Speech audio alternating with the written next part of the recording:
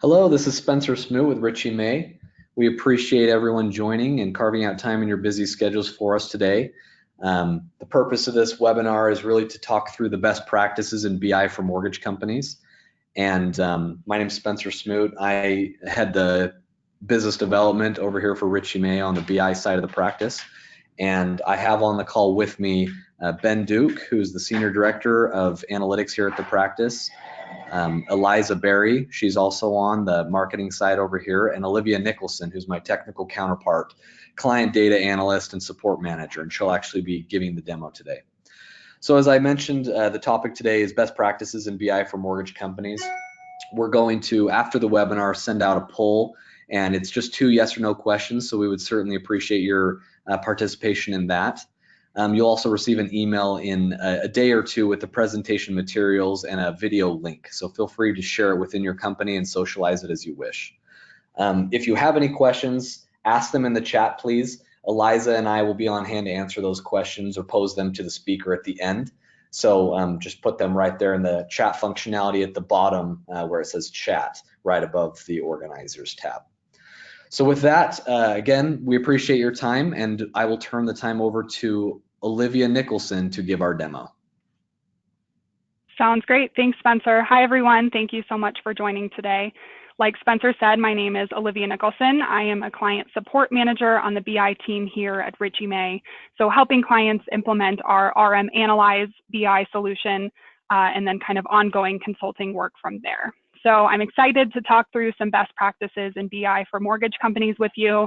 I know that being in mortgage, you have a ton of data. It can be a really daunting task to figure out how to work through all of that and really have your business intelligence efforts make an impact. So I'm going to walk you through a handful of best practices and little tips and tricks to make that easier. We're going to talk about gathering data and what that should look like, to building visualizations, and also making your BI solution work harder for you. So hopefully these topics can help you on your BI journey, whether you're just getting started and don't really know where to start, or if you've been at it for a while and want to make sure that you're getting the most out of BI. So with that, I'll kind of get started. Everyone should be able to see my screen now, so definitely let someone know in the chat if you're not able to. But the first topic we're going to cover here is data, because it doesn't really matter if you have the top of the line business intelligence tools if you don't have a solid foundation of data management to give users access to the data that they need to make better decisions and drive strategy when they need it and where they need it. So to that point, the first best practice I'm going to cover here is to eliminate silos from your data. As a mortgage company, you're going to have so many different sources of data living in so many different systems. So your loan origination platform, servicing and secondary data, general ledger, CRM, marketing, HR, the list can go on. And it's not until you really take the time to examine each department and where their information lives that you realize really how much data your company has and how disparate it all is. So on its own, each of these different pieces of data might be helpful in making some decisions for that particular department. But when we talk about really driving organizational change and shaping a coherent strategy for the entire company, the power of data really lies in being able to combine these disparate data sources together. So once you eliminate the silos from your data and get it all in the same place, you're really giving your analysts and decision makers the power to tell the entire data story. So a couple of examples here. With disparate data sources, you might see from your BI reports that production is up for its particular branch. So you think that's a great thing. But without the ability to tie this origination data back to your financial data, you might not know that your highest producer is actually one of the least profitable. And so that increased production could actually be hurting you in the long run. Maybe your marketing department started paying for Google ads and they see that their clicks are up and are thinking, hey, this is great. We're going to get so many loans out of this. But until you can actually track this lead as a data point through your CRM and loan origination system, you won't really know the true ROI of this marketing initiative. So those are just a couple quick examples, and we could go on just to give you an idea of why it's so important to eliminate those data silos. So whether it's a data lake, which is a great starting point to just get your data in the same place and figure out what to do with it from there, or if you have a more structured data warehouse or maybe a data mart, the most important point here is just to break down those barriers between data sources and give users a place to get what they need when they need it. So once you've broken down those barriers, The next step in the data process and the next best practice I'm gonna talk about here is to really create standardized data sets that can be the basis for all of your BI reporting and can act as a single source of truth that everyone in your organization can trust. So oftentimes you're going to see two analysts set out to build a report on the same metric, but somehow they actually end up getting different answers. And this is because they didn't have any standard in defining the data. So a couple examples: does your production reporting always include second liens and construction loans, or should those only be included in niche production reports? Or another one, are we using application milestone date or RESPA application date as the starting point for calculating file turn times? So little discrepancies like those might seem minor, but over time, they're actually going to undermine the confidence that your organization can have in its data. So if executives are repeatedly seeing numbers that just don't add up, or if an analyst needs to go through several different data sets to find what they're looking for, they're no longer on board with that BI initiative because it's actually creating more work for them and they can't trust it. So this can all be remedied by setting up a standard suite of data sets that have been audited, validated, and are ready for reporting. So this will really empower your BI users to feel confident in the data that they're using. Now, as you think through this, you might be thinking of several instances where you might still need separate data sets. So you're probably thinking, I don't want my loan officers to see the same data that my executives can see, and I need a different data set for each of my branches, so branch managers can only see their own production. And in that case, I would, and another best practice here, I would definitely encourage you to use any data permissioning features that are available to you. So in this case, I'll kind of walk you through. I have a production data set that came out of Encompass. In this case, the executives are given access to all records in that data. Branch managers can only see the data that pertains to their own branch, and loan officers are locked down to only being able to see their particular loans. So definitely do some research on how your BI tool handles data permissions and leverage that as a way to minimize the number of data sets that you need to build and manage, but also still maintaining control over user access. So now that we've talked a little bit about data and how to build a strong foundation for your business intelligence initiative, I'm going to move on to actually creating those visualizations, which is where the insights are going to be gained and where that decision making can really happen.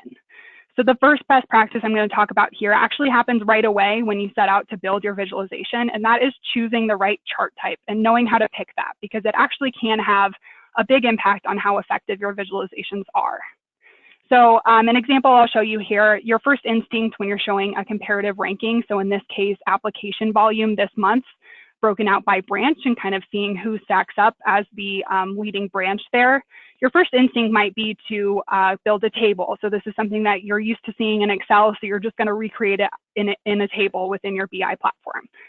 This is nice, and it might give you the information you need to know if you have the time to go line by line, look at each number, do the mental math to calculate all those differences. The colors here help a little bit to kind of understand where everyone shakes out. But I really don't know what the spread looks like and how much St. Louis is leading by and how much our lowest producers are trailing by if I don't take the time to really do that math. By just switching to a bar graph, you really get that visual impact with all of the same information. So you can quickly and easily see where everyone stacks up in comparison to one another with just a snapshot and not having to take the time to go line by line. Another use case you'll commonly see is the pie chart. And so this is what people will initially gravitate towards to show them proportions. So this might actually be the right option in some use cases where those proportions are relatively static. But as things start to change, the pie chart can really paint a misleading picture. And in some cases, it'll miss those added insights that you could be gaining with other chart types. So for example, both of these charts will show you funded loans by purpose this year. And they both tell you that this year, 80% of funded loans are purchase and 20% are refi.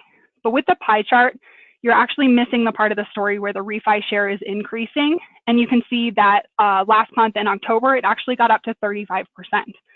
So this could mean that if you were using the pie chart, the strategy you set a couple of months ago is completely outdated, and you wouldn't necessarily know that. You wouldn't know that that strategy is no longer serving you until it was too late. So when thinking about using BI to really drive organizational strategy and as the basis for key decision making, picking the right chart in something as simple as a bar versus a pie graph becomes really important. I'll show you this visual we have here to help you kind of guide you through that process depending on what you're trying to show. So proportional composition, like we just talked about, comparative ranking, maybe a trend over time or a relationship between variables. So in all of these cases, there usually is, in fact, a right chart type, and it usually is not a pie chart. So now that we know what the starting point is for the chart type, how do you really ensure that you're getting the most out of every visualization? You don't want to be building reports just to have them. You want to make sure that every report you create is really maximizing the limited real estate available on each dashboard. So the key here is to prioritize actionable insights over just metrics that I would call nice to know. And what I mean by this is that each visualization should actually answer a question that you can go act on or make a decision with. And I'm going to walk you through a couple of examples of ways you can do that. So the first one is period over period comparisons. So on the left, you see year-to-date funded loans each month this year. This is all nice to know. This is interesting. We funded about 500 loans in October. March was about 200 loans. That's great, interesting, but without going elsewhere for more information, I don't actually know if this is good or bad for my organization, if I'm hitting my goals, if I'm beating my targets from last year, or if I'm lagging, if these sorts of fluctuations are normal. I just don't really have the context that I need to make a decision based on this chart. So by simply bringing in a comparison to last year, like you see on the right, or maybe you could even add in 2 years worth of history, you can actually see that October fundings were up quite a bit compared to October last year. And March was lower than it was in 2018, but we've more than made up for it since then. So I feel confident about where we are in our funded units this year. I have all the answers I need to know. I'm not left needing more information to understand the full picture. Another way to make those visualizations more impactful with actionable insights is to add a series. So both of these charts show the number of loans that have locks expiring each day for the next 30 days. On the left, I can see here's today, November 6th. I have 14 loans with locks expiring today, but I don't know anything else about them and would need to do some more digging. On the right, because I've added a series by pipeline milestone, I can actually see where each of these loans are in the pipeline. And using those colors again, I can very quickly and easily see that it looks like I only have one loan that's still in processing with the lock expired today. So I know exactly where I need to go dig to figure out what's holding this loan up, if a lock needs to be extended, what's going on there. Again, we're using the visual impact of those colors to quickly and easily see what action needs to be taken versus the card on the left that's really just created more work for me because now I need to research all 14 loans versus just one. So combining chart types can also be really helpful in creating actionable insight. On the left, we see how many business days a loan has taken from application to funding since the beginning of 2018. But by also adding in the stacked bars on the right, we know the source of those month-to-month fluctuations because we've broken it down by stage. So for example, it looks like in April, we were a little bit higher than average. And just using this chart on the left, I don't know why, I don't know what happened. I don't know if this is a loan officer problem, an underwriter problem, maybe processing. But looking at the chart on the right, again, using those colors for visual impact, I can very quickly and easily see that it looks like the green bars were higher than normal by about twice. So that means that underwriting was taking longer than normal, and I can really dig into the problem quickly and easily versus having to go do additional research.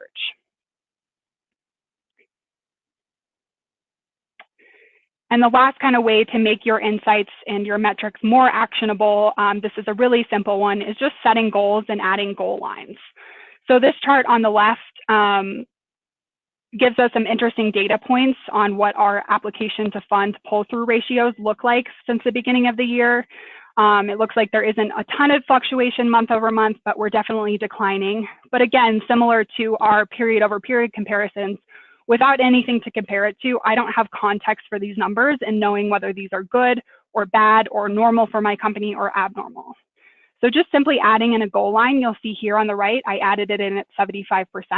We're quickly able to see which months we hit our goal and which months we didn't. And that'll just give an added layer of insight when understanding the context of these numbers when you're using this visualization to make a decision or to understand if there are problems that are needing to be addressed.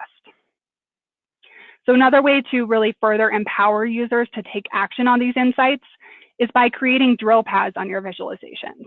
So maybe now that we see that September is actually quite a bit below our goal, we need to dig into it further. We can give users the option to drill in here and see what that ratio was for each branch. And then even from there, look at what loan officers might need to be addressed. So really the theme here is to use your BI platform to actually empower users to make decisions.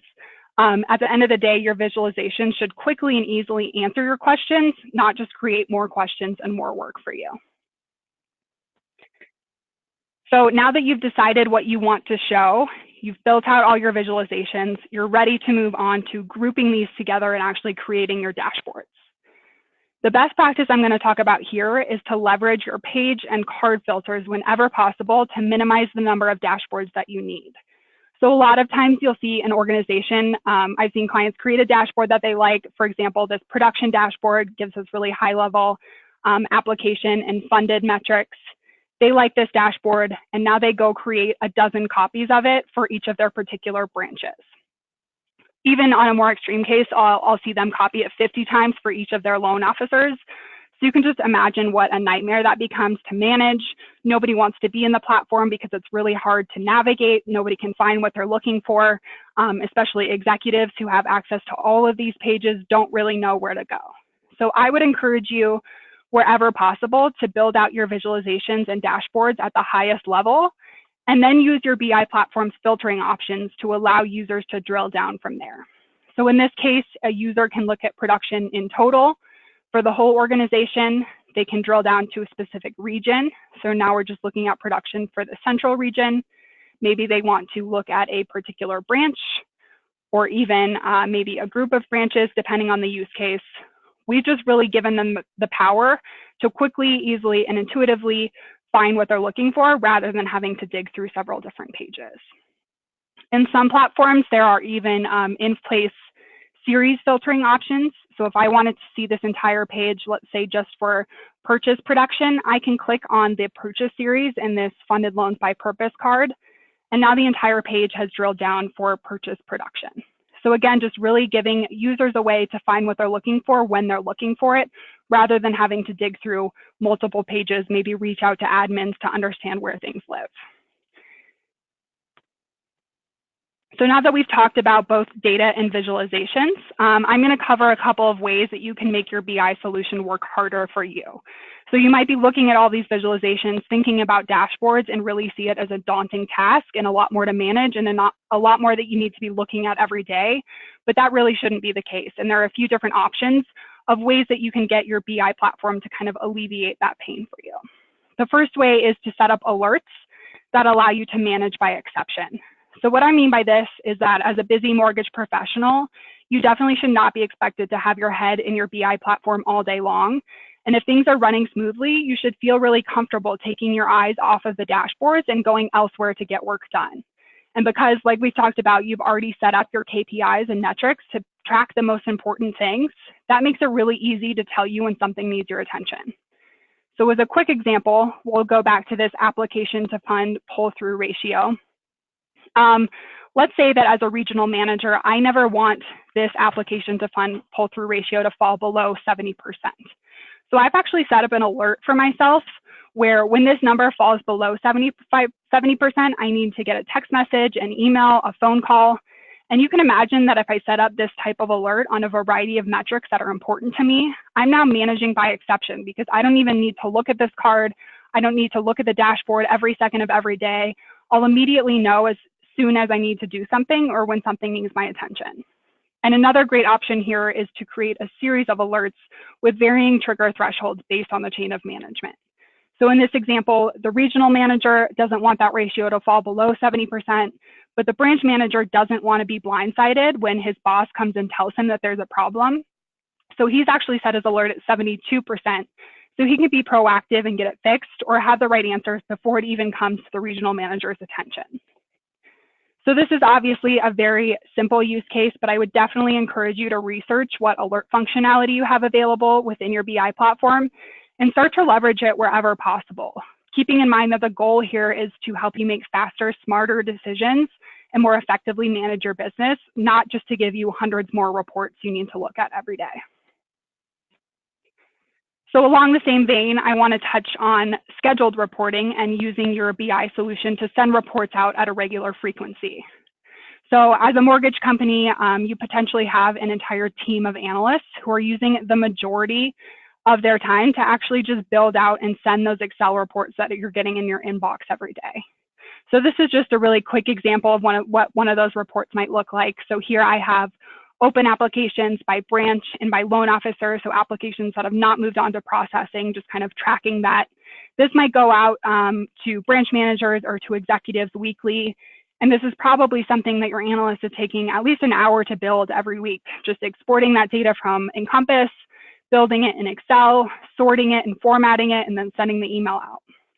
But by recreating this report in your BI platform and using your tool's scheduled reporting functionality, so in this case, I would just go ahead and schedule a report.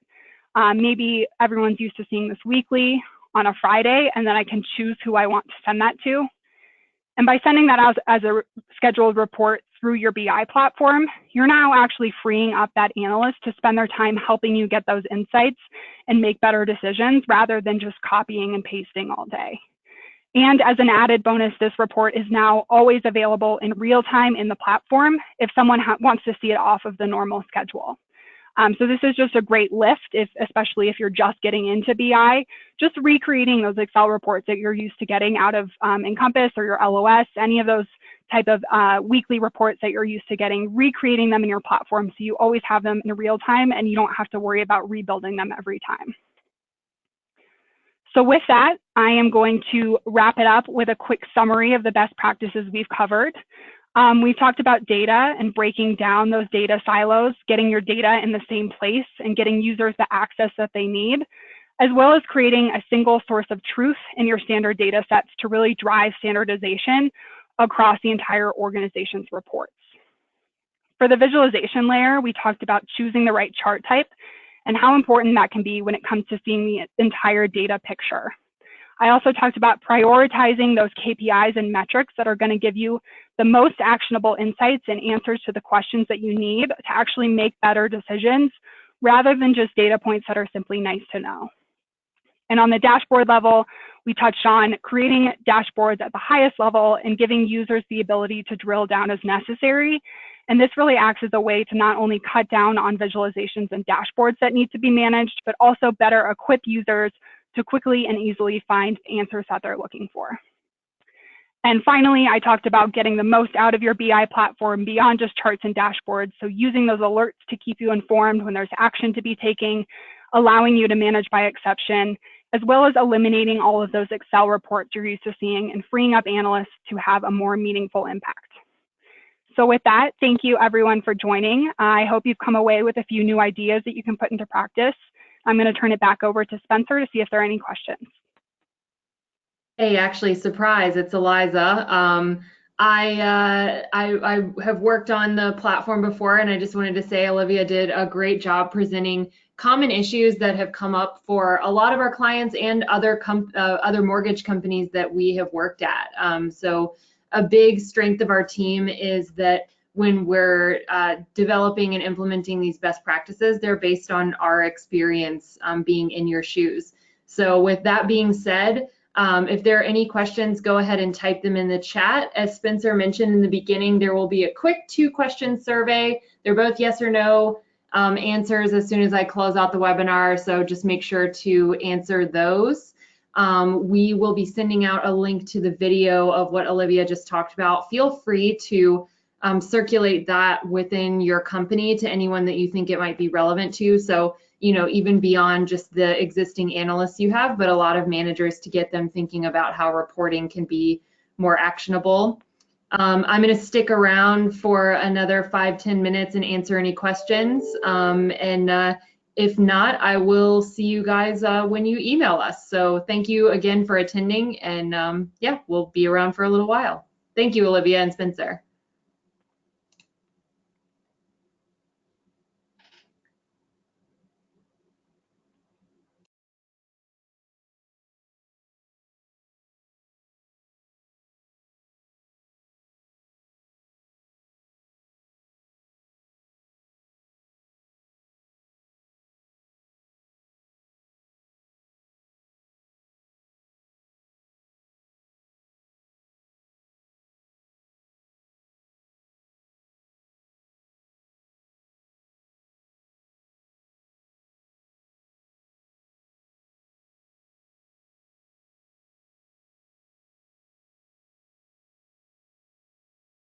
Hey, I just got a question in the questions pane for anyone lingering around.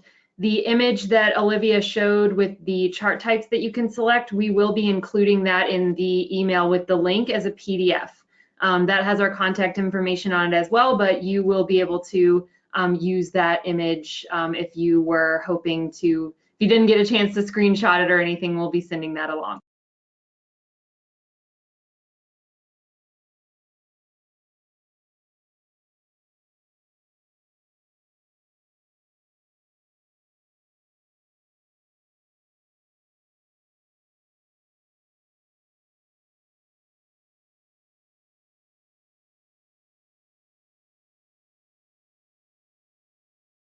I got another question that asks if the system that we just showed, which is the system that we use, RM Analyze, works with only Encompass or any LOS platform.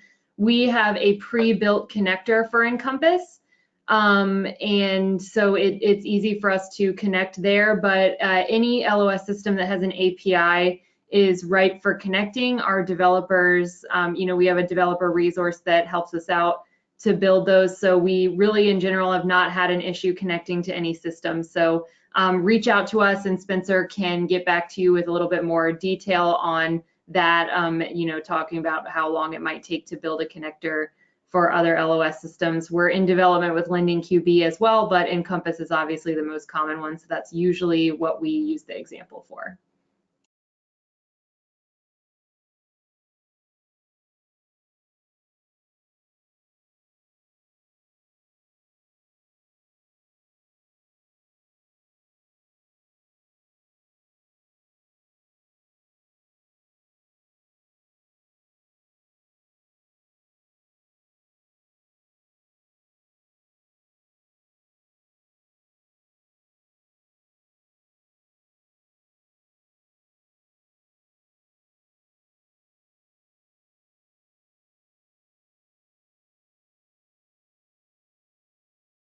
Cool. I had one more question actually come in, and it was asking how to get a demo with your data inside the system. That we can definitely do a detailed demo that goes into all the systems that we can connect to, and we will talk about your ERP, marketing systems, HR systems, all those kinds of things that you might want to display data from. Definitely, as Olivia mentioned, you get a lot more value out of your data the more systems you're cross-referencing.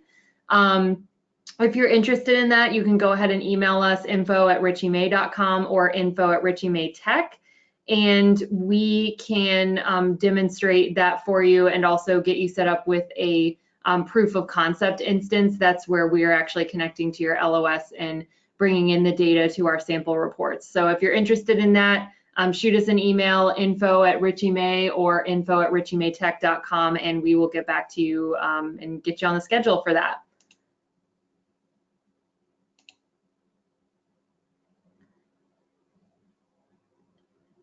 Good question. I had a question from Andrew about what platform we use. So our platform is RM Analyze or Richey May Analyze. It's actually built on top of Domo. So the backend is built basically through Domo's data warehousing solution. A couple of us have former Tableau experience, so we've worked with that as well. But think that for the mortgage application with the multiple different softwares available, that it's just much easier to connect and store inside that Domo architecture. And then we have some pre-built reports that we stand up, and then obviously we also do a lot of consulting and customization. I mean, consulting is really Richey May's game, so that's primarily where a lot of our expertise comes from. And as I mentioned, all of us actually have mortgage company experience that are on the team, including Spencer. Even doing our sales, he was a former loan officer. So we really do a lot of customization, but it's really important to be able to stand up with those quick reports in kind of the same vein as what Olivia showed, because being able to do those KPIs that everyone is interested in on a quick way is very important. I see a message. Okay, I also see a follow-up question from Andrew about MSBI. I'm going to assume that is the Microsoft product, which I'm forgetting its name of right now. Currently, we don't. We're developer partners with Domo. So that is why we typically use that that architecture and application. So currently we don't do Power BI for our consulting business or for our implementations or anything like that. So we're sticking with RM Analyze as it is now. We might expand to that in the future though. I see a question from John about I see a question from John about demos. John, I'm going to send you the contact information to schedule that so that it's a kind of a more in-depth demo. This was for our BI best practices webinar, but I definitely think it looks like you're interested in having a straight up demo. So I will be replying with our information there.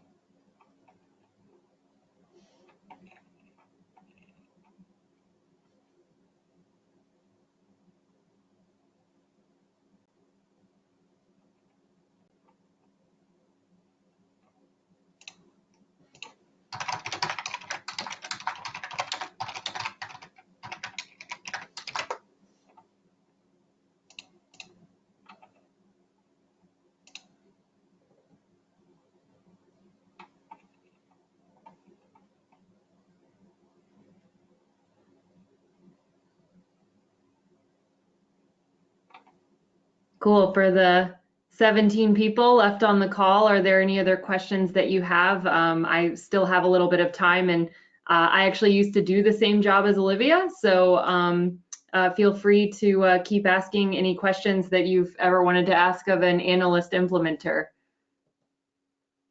It's a little misleading me having a marketing title now, but I switched over back to what my former profession was a marketer, and then I became an analyst after that. So if you have any questions at all, I'm totally available to you.